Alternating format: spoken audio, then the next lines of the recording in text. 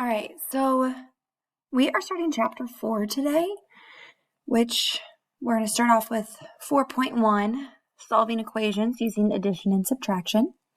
Your learning goal, I can write and solve equations using addition and subtraction. So let's begin. How do you solve one-step equations? Well, there's a couple of rules that you need to know before we begin. So first, we need to know that our goal is to get the variable alone by itself on one side of the equation. So remember, the variable is our letter. Rule number 2.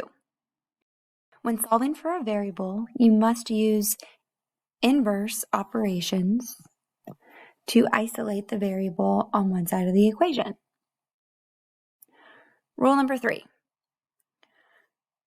What you do to one side of the equation, you must do to the other side of the equation. In other words, you must keep the equation balanced. So I want you to think of an equation like weightlifting. So when you lift weights, such as our little friend over here, if you add or subtract weight to one side of the barbell, then you have to add or subtract to the other side of the barbell. So it has to stay balanced. You can't have 5 pounds on one side, 2 pounds on the other. It's one very strong hamster, but you get the point. You have to add the same amount to both sides, or else the poor little guy is going to drop the weights. So I want you to take a second and write a prediction of how you think equations and expressions are different. So expressions are what we did last topic. So go ahead and pause the video, write your quick write, and then press play. Okay, so equations have an equal sign. They have an answer. Sometimes they have multiple answers. Expressions can only be simplified, so we can't ever get an exact answer. We do not know what the variable stands for, and that's because it's not equal to anything. So let's look at example 1. So first we have x minus 5 equals -1.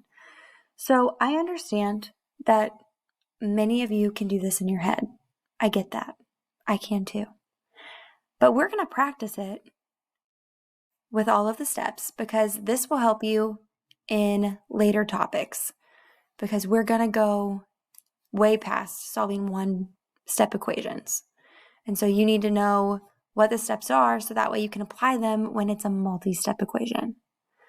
So bear with me. Step 1 is there addition or subtraction? Well, we have a subtraction sign. We are subtracting 5. So we have subtraction. You can write that on the line if you want. So what's the inverse? Which means what is the opposite? The opposite of subtraction would be addition. So what we're going to do is balance our equation.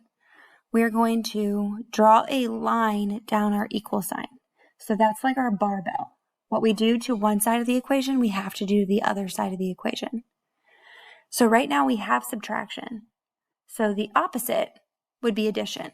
So instead of subtracting 5, now we are going to add 5 to both sides. When we do that, -5 plus 5 gives us 0. So I'm just going to draw a line through that because that cancels out now. So all that's left is my x.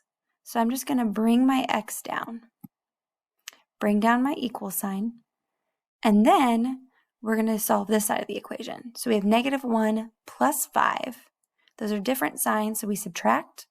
So we have 4, and it's positive because my bigger number is positive. So this is what I would plug in on Big Ideas. To check my answer, because you can, we're going to plug it back in. So 4 goes in for the x, because we said that's what it was equal to. So 4 minus 5 equals -1. Is that true? So let's solve this side of the equation right here. So 4 minus 5. 4 minus 5 would actually be 4 plus a negative 5, which gives us negative 1. And that does, in fact, equal the other side of the equation. Apparently it printed weird. All right, let's do number 2. So now we have some fractions involved. Do we have addition or subtraction? Well, we have an addition sign on this side. We always start on the side with our variable. So we have addition this time. It's right here. So let's draw our line down the equal sign. What's the inverse of addition? Well, the opposite is subtraction. That's a U. We'll pretend. So now we're going to subtract 3 halves from both sides. So that way, now that these are opposites, they cancel out, leaving me just with my letter. And then 1/2 minus 3 halves. So if you need to rewrite it to the side, you can. We know that minus actually means plus a negative. So now I can see that I have common denominators. I'm going to keep the 2 on bottom. And then negative team has 3, positive team has 1. So the negative team is winning by 2. And that actually simplifies then to be negative 1. So let's check our answer.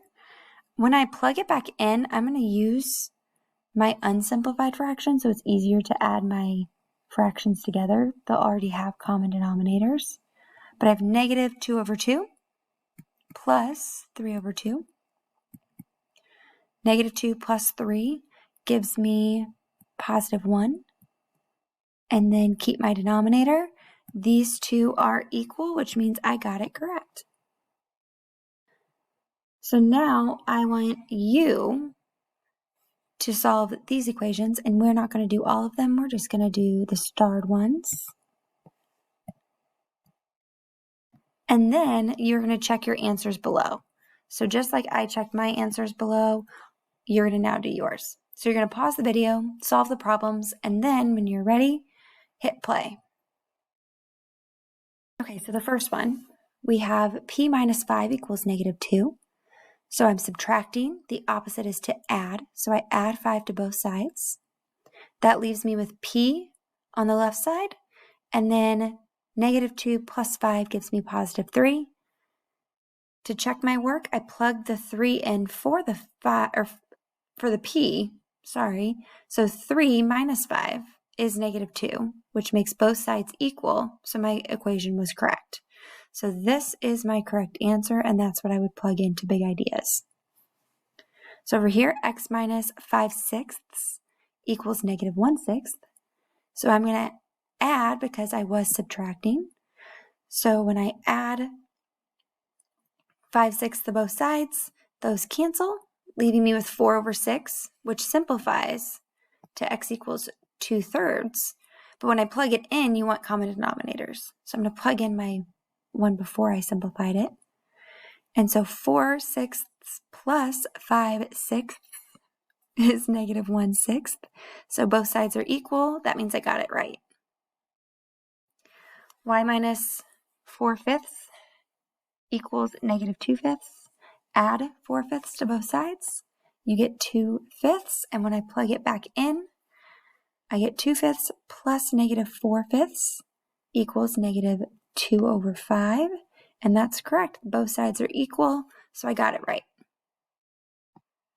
All right, next one. A skydiving company has a profit of $750 this week. Profit means that we're positive money. This profit is $900 more than the profit P last week.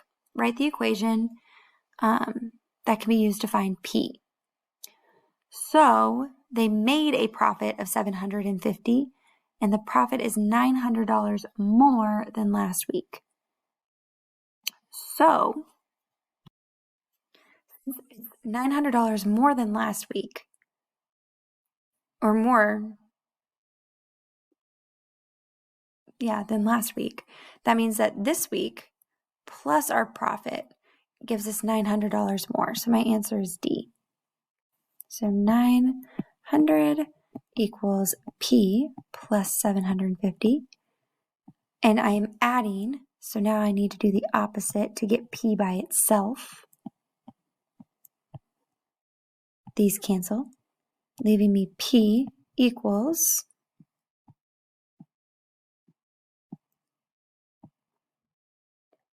$150. So now I want you to do the try it, and then you'll hit play and check your answer with mine. So bakery has a profit of $120.50 today. So that's what it equals. The profit is $145.25 less than the profit P yesterday. So I'm going to subtract those. So now I have subtraction, which means that I need to add. So I'm going to draw my line down my equal sign, and I'm going to add $145.25 to both sides. That cancels out that side of my equation, leaving P by itself, which is what we want. And then I'm just going to add these together. So that means that yesterday we had a profit of $265.75.